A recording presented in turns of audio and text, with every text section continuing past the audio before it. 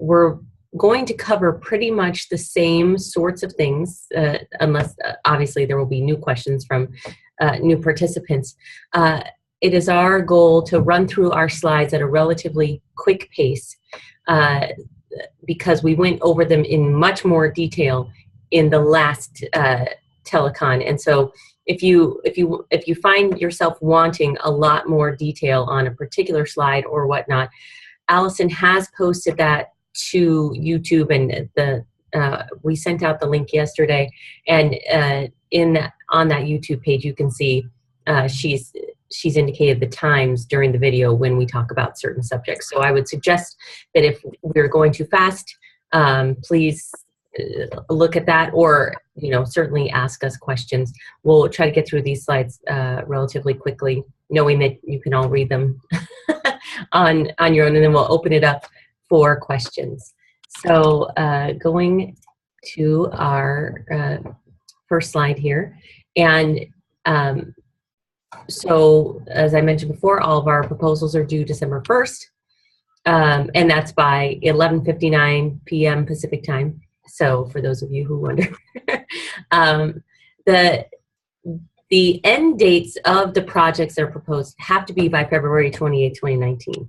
We recognize that that is awkward, that is in the middle semesters and everything else like that, but that we don't have a ton of control over, because that is when, right around when our grant is ending that we fund these grants from. So we have to end things up. We won't be able to do any no-cost extensions past that date. So as you're planning your project, ensure that you'll be able to finish by that date. If you need to finish earlier than that, that's fine, but that's just sort of the drop dead. All of these grants from Idaho Space Grant Consortium are for U.S. citizens. That does not mean that permanent residents can't participate. They just cannot receive funds or contribute cost share. And we'll talk a little bit more about what cost share means later on. But for those of you who are permanent residents and that would like to apply for like a research grant, we will be, our office also runs another program called Idaho NASA EPSCoR, which will be releasing a call for research initiation grants, which are very similar to the Research Seed grants that are offered through Idaho Space Grant. And those are, permanent residents can apply for those. So those will be out within the next couple of weeks. So just so you know. So that proposals have to be submitted by your institution. If you're at a university, that it basically needs to go through your research office or whoever is equivalent to that, or whoever is who has the authority to sign contracts, because it's important, especially in cases where you are saying you're going to give so much of your time as cost share or whatnot, that someone knows that and has approved that. Okay. All right, Allison. All right, so here's just a quick overview of the things that we are going to be covering in this presentation today. So the first thing that we want to make sure you know about are our evaluation criteria. And so, I guess to be more specific, our presentation is going to talk about many of the evaluation criteria more specifically, but here they are for you. Each solicitation weighs evaluation criteria differently, and there are a couple of smaller criteria that aren't included here, so do make sure that you look specifically at the evaluation criteria for your proposal. The first major one that you need to be paying attention to, which will probably come as no surprise, is that you need to talk about the merit of your project. And what we mean by that is that you need to talk about it in a way that a layperson could understand. And you also maybe should give some thought to what context you have that the reviewers might not have. Our reviewers are volunteers, and we don't necessarily have a lot of control over who volunteers. So it's possible that someone from your field might not be represented on the review committee. So make sure that a fairly well-educated adult who doesn't necessarily have specific knowledge of your field can understand what you're writing. The second thing that we want to make sure that you're paying some attention to is participation of underrepresented students on your project. What that means for your project will depend on what you're proposing, but we want you to focus on specific actions that you're going to take to recruit and retain those students. So try to be as specific as possible and as action-oriented as possible. And then aside from kind of the more obvious groups of underrepresented students, minorities, and females, especially in STEM fields, we also consider first-generation rural and low-income students to be underrepresented groups here in Idaho. Next is the budget. This is something you probably should spend quite a bit of time on. Make sure that your spreadsheet and your narrative align. If they don't match up, if there are disagreements between the things that you're saying in your narrative and the way that your spreadsheet pans out, it can be really confusing for the reviewers. So we recommend that you have someone who hasn't been working on it intensely for a month to take a look at it when you're done with it to make sure that it makes sense to them. And our final bit of advice is that you avoid requesting or cost sharing non-allowable things, which sounds like pretty obvious advice, but it does take a little bit of attention because these are federally funded grants, which means that you have to adhere to all of the rules of federal funding, federal grant funding. If you put things in that are non-allowable and your grant is selected, you'll have to edit them out anyway. So I guess don't try to sneak them in under the wire. Susie, do you want to take over and do the rest of those? Sure. Yeah. Thanks, Allison. And one thing is that as Allison, one last point on what Allison was just saying, that yes, if you're selected, you'll have to edit them out. However, if we get a large number of proposals and they are all good and your budget has a bunch of unallowable things in it, there's a good chance it won't even be considered. So just so you know that. And we try our best within the solicitations to tell you the big things that are not allowable. And your research office can help you with other things there if you have specific questions. And you could always give us a call as well, but your research office should be your first stop. So going into some of the other evaluation criteria, so alignment with ISGC, NASA.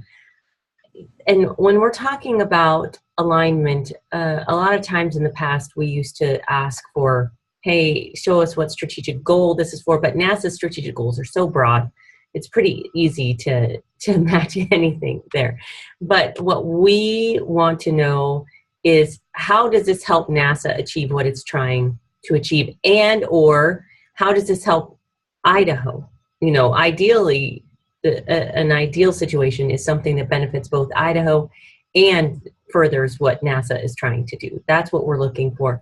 But again, much like with the merit, you have to understand that although our reviewers will be, you know, scientifically literate, they're not always going to know about this one particular thing that NASA is pursuing. So you have got to be able to speak to that and that alignment in a way that they get it.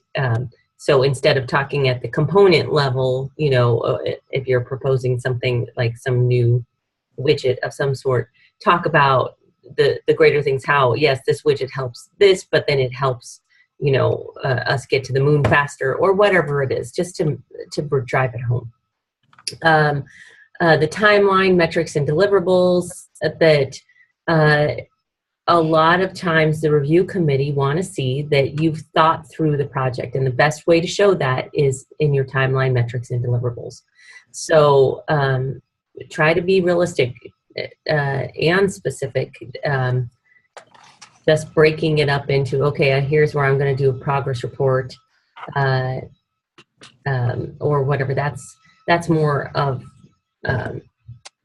that's a task, that's a deliverable, but that's not necessarily showing progress on what you're doing. So think about that. And future funding and technology transfer potential for some things like our research seed grants, that's an important part. think ahead, be specific, think about those specific solicitations. You are hoping that this will give you enough data to go for further funding elsewhere. And so we've included on this particular presentation all of those things like NASA Inspires, NASA SBIR. Those are places where you can get ideas for what your next step might be, or you may also use those for ideas for what to do in the first place. So go on to the next thing. So for those of you who cannot see the video, we should let you know that we are now on slide 4. So, all right, this is Allison. So I want to talk a little bit more specifically about diversity plans, because I think that it's not super intuitive necessarily to everyone how to be specific. So I've shown some good things, some things that you want to try to do, and then some places where, or some examples of places where there's room for improvement. So on the good side, we will work with our contact in W office to ensure that the opportunity is seen by students who identify as W. So for example, the minority office to make sure that the opportunity is seen by minority students. That would be even better if you can point to a specific contact within that office who you already have talked to or who you already have a relationship of some sort with. That would be even better. So you can read through the rest of the examples on your own, except for I do want to point out that we've heard from multiple faculty around the state that female students in particular benefit from hearing directly from a researcher that they are invited to the project, that they're welcome on the project. So if your goal is to have more female participation on your project, then we recommend identifying students, for example, from your classes or who you know through an organization of some sort, students who you think would be a good fit for the project, and reach out to them specifically. So you can either say that you're going to do this in your proposal and then act on it, or if you've already done it, let us know that you've already done it. That way we know that you're already taking the steps to ensure that your project has diverse representation.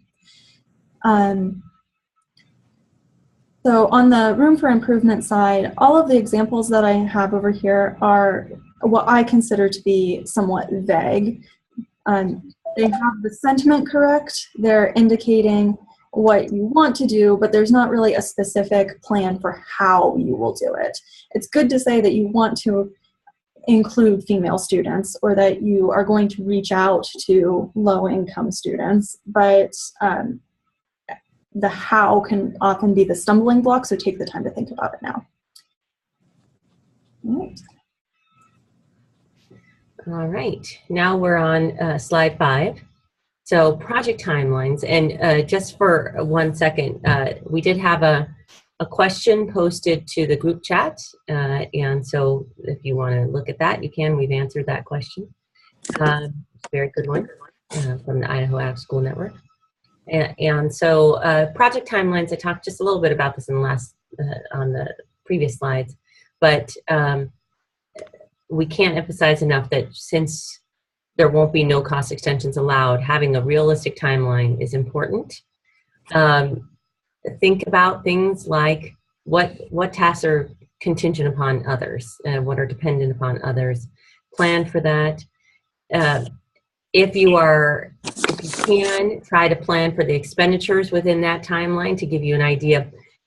You know, it's always good to try to spend your money closer up to the front than at the end, because sometimes that raises eyebrows. If you spend all of your funds at the end of the grant and then they say, well, what did you need the money for? So we've already talked a little bit about milestones. Make sure that it's something that indicates the actual progress on your project. Think about contingencies and what if something doesn't go according to plan. we don't need for the proposal like a super detailed one. You can give us the rolled up one, but that it's clear that you've thought it through. Hopefully, if you're going to go through the trouble of creating a detailed project timeline, then you'll use it. I can't tell you how often I've seen it, and I've done it myself, where I create this incredibly detailed timeline, and then I put it to the side and then don't use it. And when it can be an awesome tool for communicating with your team members and your other collaborators to make sure everybody's on the same track. It used to be that you could only use things like Microsoft Project to do those timelines and get everybody on the same page, but then everyone had to have that software. But now there's tons of online alternatives for that, like Smartsheet, Trello, and so those, again, the yellow things in the spreadsheet are links to other examples that we suggest. And I will say from my personal experience that if you are working with students, having them create the timeline is a great experience, for them and for young professionals. It's a great training exercise. So, farm it out to them. So we'll go down to the next slide. On collaborators. So we're on slide 6 now. So for research seed grants, it's really important to have a collaborator. There have been cases where there hasn't been a NASA collaborator, but that's few and far between. Usually the review committee likes to see that you have a NASA collaborator or somebody in the aerospace industry. We can assist you if you're looking for like a collaborator, but we're quickly running out of time, so you'd have to contact me really quickly within the next couple of days. I've already had a couple of researchers contact me, and I've been working on that for a couple of weeks. So it can take a couple of weeks to try to get you connected, and I can't promise miracles necessarily. Sometimes it just doesn't work out, but we can try. So we suggest these other strategies that we have in here, like checking your own network. Are there other people that are doing work with NASA that you can maybe talk with them and find out if they know somebody who knows somebody, etc.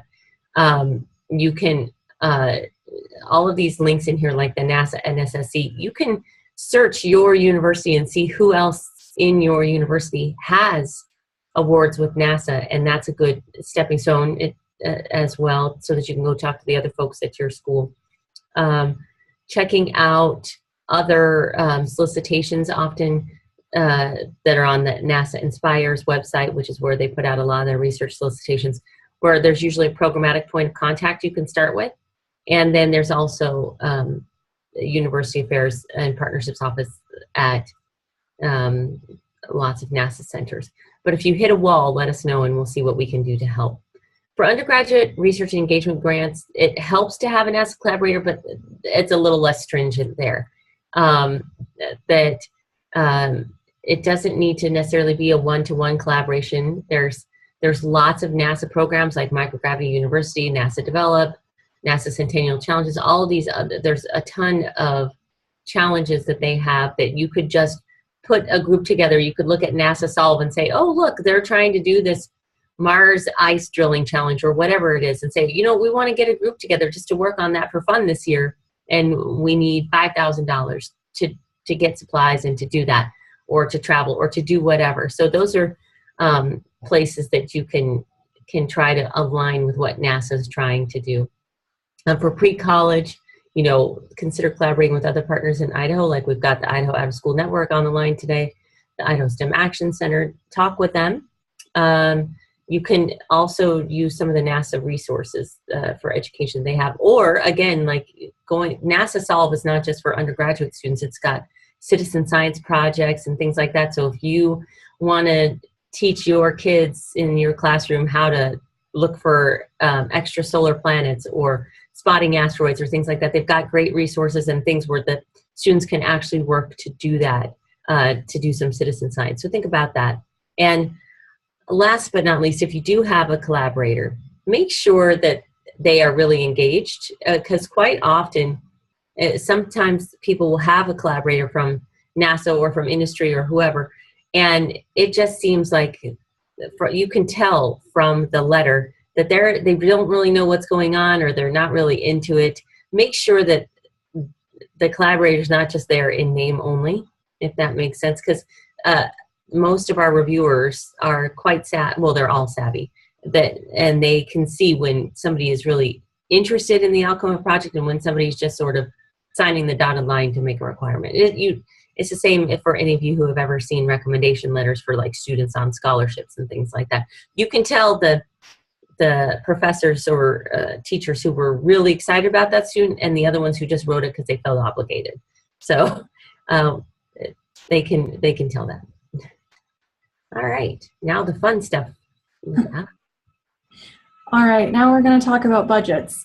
And this is primarily for the benefit of those of you who are not maybe super experienced with writing budgets and who don't have a support network to help you learn how to write a good budget. But I think all of us can benefit from this as well. So I just want to talk a little bit about budget anatomy. So at the top, it's really important that you put some basic information like what you're applying for and who you are. That way we can connect it easily back to your proposal. Since you're submitting them as two separate documents, a PDF or Word document for your proposal and your spreadsheet for your budget, sometimes those can drift apart and it's important to put them back together. Next, you can see that I've circled what we call the budget categories. They're salary, fringe. Sometimes salary and fringe can be combined into just personnel costs. Then materials and supplies, travel, and the category with 3 different names, they all mean the same thing. Basically, it's overhead, F&A, or indirect, so whichever of those terms you're familiar with. Under those categories are the budget items. Budget items must be included for any category that you have allocated funds to. So if you've allocated funds to materials and supplies, you can't just say that you want $5,000 worth of materials and supplies. You need to list out what it is that you're actually going to be purchasing with the funds. For example, saying that you're going to buy 10 of this component at this much each for a total of however much. Or you're going to need to buy a certain amount of helium or a certain amount of, any sort of supplies. Lots of things fit into the materials and supplies category.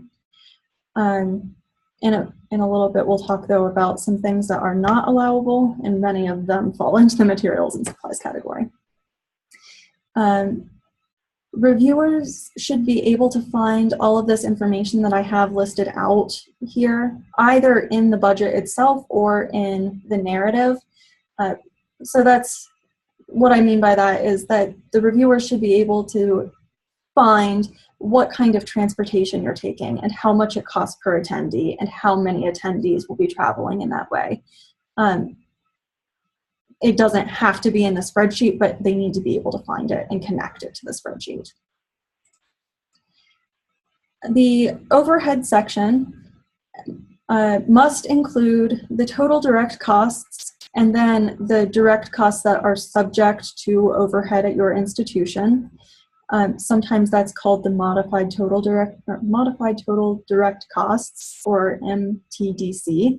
If you're not sure what goes into that amount, then you'll need to talk to your grants office.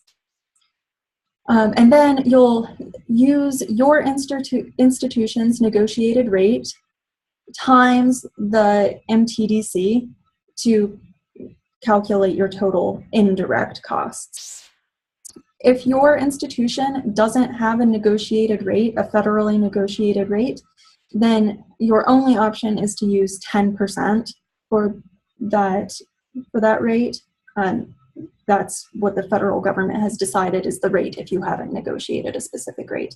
But if you're at a college or a university or possibly some other places as well, the State Department perhaps, then you'll have a federally negotiated rate that you should use instead. And if you're not sure what that is, then you should ask your financial administrator or grant office or someone at your institution who would know.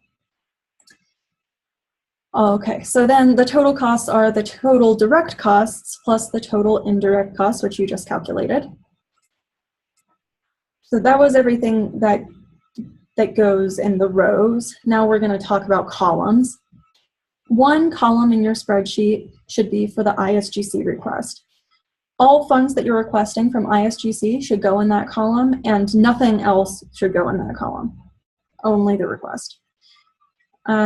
Any item, including your overhead costs, can go in the request column.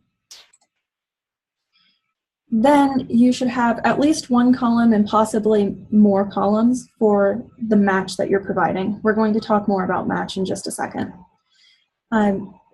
I recommend having a different column for each source of match. So if you are a university collaborating with a school district or Idaho out of school network, for example, then you might want a column for the university and a column for the school district and a column for Idaho out of school network. Match has to follow all of the same rules as the request, meaning that if it's not allowable by federal grant rules to request something, you can't match it. You can't count that as match. The question that Idaho Out of School Network asked just a bit ago was about what if there are things that you know you're going to be purchasing for the project that you know aren't allowable, but you want to include them in your budget anyway. That's, as Susie said in the chat, that's okay, but do make it very clear that you're not intending to use those as match. So in that case, you might use separate columns for those amounts. Okay. So now we're going to talk more specifically about cost share. We divide our cost share into two categories. There's personnel cost share and then other cost share. Personnel cost share can come from staff or faculty or I guess faculty or staff time that's spent on the project if it's being paid from another source. So if your school or university is paying you for time that you're going to be spending on this project, then they can agree that it's okay for you to claim that amount of time that you're being paid for as cost share. They're not paying you extra, it's just the amount that they're already paying you, but they're agreeing that that amount of time is being used for this project. Student time that's being paid from another non-federal source can also be used as cost share. So I think I've heard of cases before where a student is being paid on a departmental budget, but they're available to faculty to work on faculty research. That would be an example of that. And then a big one, especially for K-12 projects, is volunteer time. You calculate all volunteer time at the state rate of $21.10 per hour. And so you can imagine that when you multiply that out by a few or maybe even several volunteers working a few to several hours, that can add up pretty quickly. Examples of volunteer time are parent chaperones, students who are setting up or tearing down from an event, and then teacher time that's outside of their normal work week. So you can't do volunteer time for a teacher if it's during the school day or even the shoulders of the school day, I think, get a little bit tricky. So if you're doing a program that's immediately after school, you might want to talk to us about that ahead of time to see if that would be paid time or volunteer time. But certainly if a teacher is mentoring on the weekend or traveling to a conference on time that they're taking off from work, that could be considered volunteer time. And then don't forget about paid or volunteer time that's going to activities that you might not necessarily think of as being part of your project, but things like mentoring or consulting are definitely part of your project, even though they're not the research proper or the activity that you're doing proper. So if you have someone consulting for you, you can count their time. If you are mentoring one of your researchers, one of your student researchers, you can count that as cost share as well. On the other cost share side, we can count any project expense that's paid for or donated by another non-federal source. Again, it has to be an allowable expense. But if you're receiving funding from another grant or a sponsorship, or if you're receiving donations from any entity of either money or goods or services, all of those can, if they're allowable, be cost shared. And then any allowable travel expense that the travelers are not going to be reimbursed for can be cost shared. So, for example, if you're going to have a bunch of parents driving their students an hour to get to your event, technically speaking, that hour of travel, both the time that it takes the parent to do the traveling, as well as the expense of them getting there, the mileage for them getting there, those are allowable reimbursable expenses, but you might decide that the amount of paperwork that would need to be done in order to document that is just not worth it for you or the parents. But if you need the cost share, you could still cost share that, just not reimburse them for it, if that makes sense. And then finally, waived costs can be cost share. The only thing to definitely keep in mind is that there has to be an established documented rate in advance. So it can be equipment that has a fee associated with it, or a space that has a fee associated with it, or even your institution's overhead if that's being waived. But there has to be an amount set up ahead of time for that expense. It can't come up with an amount for the purpose of you applying for the grant. Okay, and then I have this chart, and I'm not going to talk about it very much right now, but I want to make sure that you know that it exists. I came up with a suggested order of operations for how to write your budget if you have other pending sources of funding. So if you are writing multiple grants for this project that you're working on, and some of them or all of them haven't been funded yet, so you don't know for sure that you have that funding, this is how I suggest that you approach it. You can look at it now, and if you have questions about it, ask now, or if you need more time to look at it, or if you need to work through it a little bit before you come up with questions, you can always contact me later, and I would be happy to answer questions about it at any time. All right, and so with that, I think that we're gonna start answering your questions.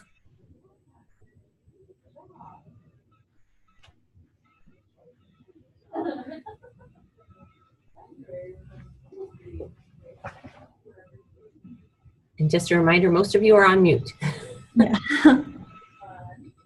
Someone is not on mute, who I think maybe intended to be. Hello, can you hear me? Hi. Can you hear me? Yes. Oh, hello. I'm a professor at BSU. I'm a new professor, actually. I have a few questions both for this grant and EPSCoR. Is that okay? Yeah. So my primary question is I'm not a citizen, and I have just applied for permanent residency. I am intending to share the costs by using my startup funds to have a PhD student work for me. Is that something that I can do, first of all? Yes, you can use your startup funds as long as your institution allows that. It's okay with that. Okay, that's good. Another question that I have: would I be eligible to apply for the EPSCoR grant? As I said, my application is just ongoing right now for the permanent residency, and I'm not at the moment. I'm sorry, I missed part of that question. Sorry, could you? So the question is, you mentioned at the start of the presentation that you wouldn't need, I kind of deduced that there might be a requirement for permanent residency to apply for the NASA EPSCoR grant. Mm-hmm. Is that the case? Is essentially the question that I'm asking. If even if I'm not a permanent resident yet, and my application is still ongoing for that, can I apply for that grant? I think it should be, as long as you are, the direction that we have received from NASA EPSCoR is that as long as you are employed at an accredited U.S. institution of higher learning, then you should be able to receive the funds or to do that. Okay, fair enough. All right. Okay, I'll think about more questions. That's all for now. Thank you very much. Other questions?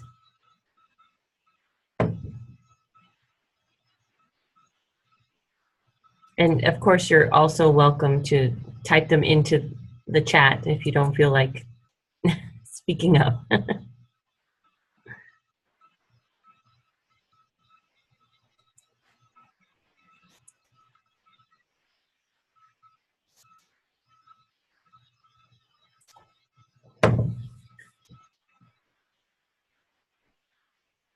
And while we're waiting for other questions, I will say that probably the things that will take the longest time for applying for these grants, collaborators, like don't wait till the last minute on that.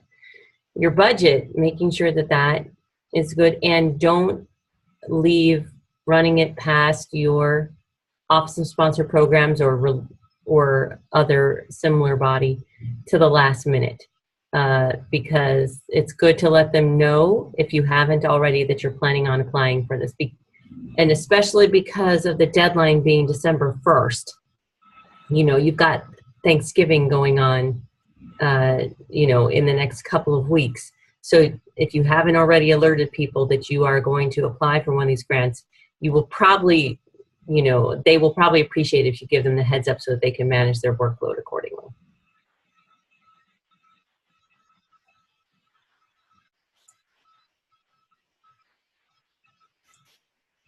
Allison, you have any other thoughts? I was thinking, yeah, I am unmuted. Sorry about that, guys. It occurred to me that earlier we mentioned that we were going to talk about things that are not allowable, and then I remembered that actually wasn't in our presentation, so I was going to pull up a proposal so that we could talk about that real quick.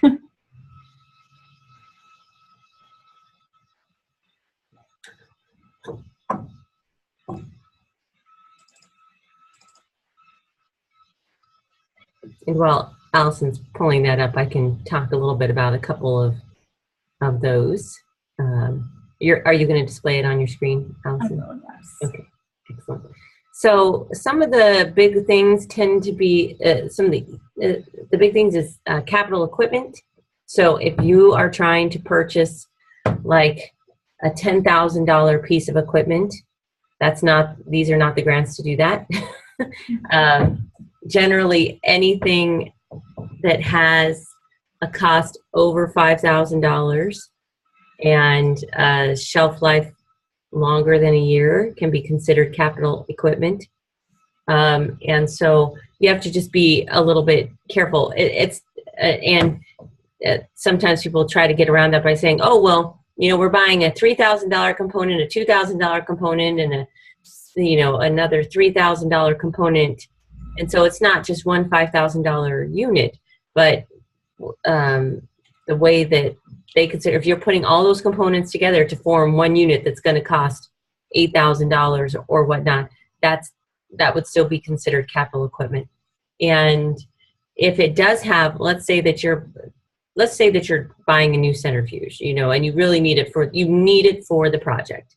And let's say that it only costs, you know, a couple of $1,000, so it's below the threshold, but those centrifuges typically have a shelf life, or they will last for 5 years, then they might say, well, yes, that's allowable, but it's not fully allocable to this. So your research office or the University of Idaho research office might say, okay, you can charge 1/5 of that cost to the grant. You can't charge the whole thing to the grant, if that makes sense. So usually that capital equipment is the trickiest part. Allison, do you want to go through any of the other things?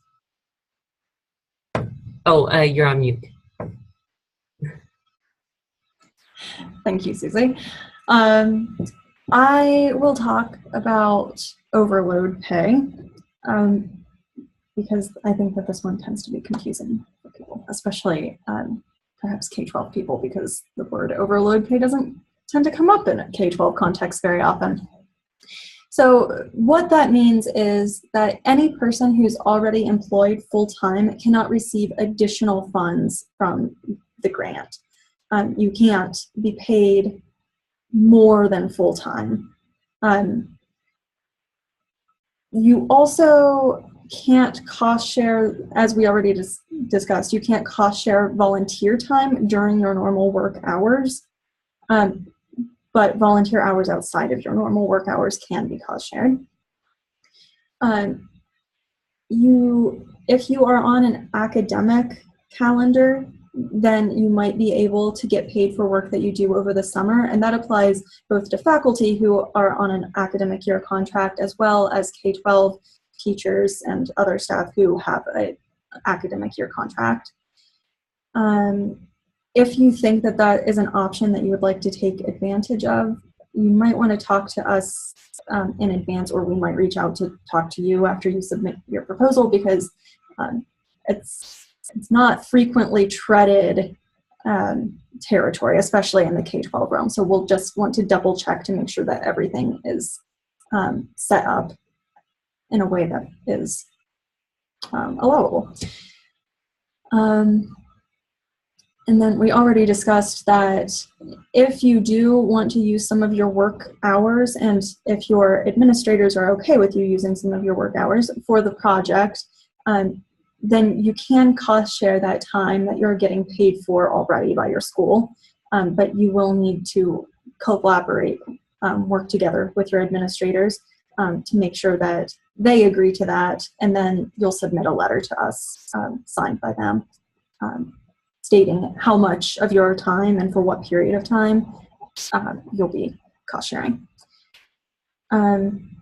I want to point out that we just received another question in the chat a little bit ago about collaborators for pre-college projects. We don't require that you have a collaborator for K-12 projects. It's of course recommended because we think that everyone can benefit from developing our networks around the state, but it isn't a requirement. That being said, if you're doing a pre-college project, it would be kind of surprising if you don't have a collaborator of some sort, because if you're a university proposing, you're probably going to be working with school districts or libraries or after-school organizations. If you are one of those types of organizations proposing, you'll probably want to submit with a university collaborator, because universities or colleges are definitely set up to better handle grant funding, especially federal grant funding. There are some other organizations that can handle the federal grant funds, but if you're not sure if your organization is going to be able to handle it well, then definitely consider collaborating with an organization that is prepared for that, or reach out to us and we can help you. And we just got a nice comment from the Idaho Out of School Network to everyone that if anyone is working with school during out of school time, they'd be happy to talk to you about being a collaborator. So thank you for that offer. That's wonderful. And if you might want to share the email address you'd prefer them to contact you at, perhaps. Or if people need that contact information, they could always contact us and we'll connect you with Marie Attaway there. So thank you on that. Another thing was purchases of souvenirs. This was a hard one because this was a relatively new change in the last couple of years, because we used to do a lot of pre-college programs that had trophies and medals and things like that, and then federal regulations changed and they said, no, you can't do that. So a lot of times it helps to go and find a partner who is willing, who can pay for those things. But of course, they can't be used as cost share. So it's not ideal, we know, because kids love their medals and trophies and things like that. But people have been being creative with, being able to find ways to purchase those things. Allison, you want to cover food? Do I ever? Okay. So there are very strict rules around food. The one thing that we'll just say right away is that if you're traveling, per diem is definitely allowable. That's an easy one. And if you are traveling, or you and students are traveling, we definitely prefer that you go the per diem route as opposed to requesting reimbursement for every single meal that you consume. So in case any of you aren't familiar, per diem is the state amount of money that's been agreed upon that you can receive for being away for a certain meal. You have to be away during certain hours in order to get per diem for the meal, and it's a specific amount of money that is associated with each of the meals. Or if you're gone for an entire day, it's a specific amount of money for the entire day. So if you haven't dealt with per diem before and you will be proposing a travel activity, maybe get in touch with us and we will explain to you per diem in more detail. On the topic of other non-travel food, there are times when food is allowable, but it's under very specific circumstances, and there are very hard limits on how much you can either request or cost share for food. If you're using food for an activity, if you're using it more as like a material or supply, this comes up in K-12 activities sometimes, that is allowable. That gets treated like a material or a supply, not like the food that it is. You're not eating it, you're using it to build something. But if you want food to incentivize students to come to an after-school program, or if you want food for a meeting that you're going to have, there are very specific rules for how much it can be and how long the meeting needs to be. So you should familiarize yourself with those rules, or if you're having trouble finding them or finding someone at your institution who has those answers, then you can contact us and we will let you know if what you're wanting to do is okay or not. Is there anything else that you think we've said about food, Susan? Nope, I think you covered it beautifully. Trying to think if there. So those are some of the big things that I can think of right now in terms of unallowable. They always tend to be in one of those areas. Yeah. During that time, were there any other questions that have come up? We'll pause for a moment.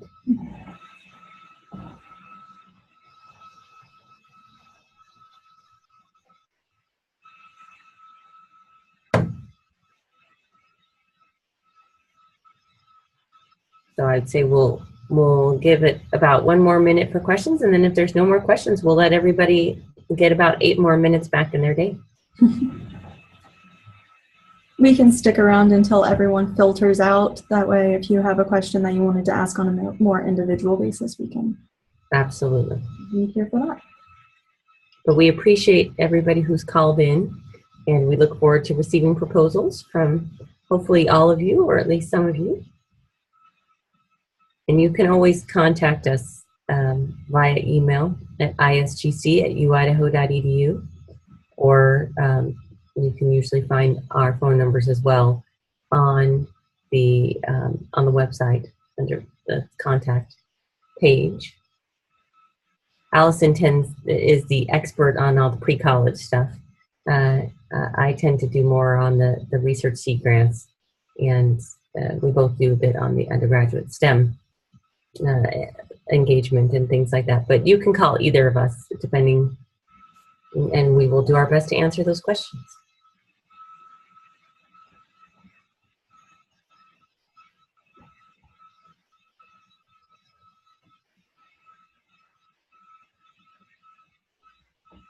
Right.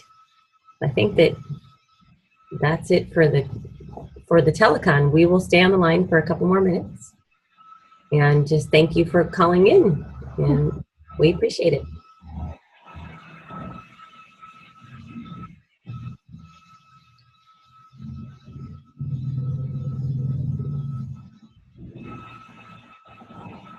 Stop recording now.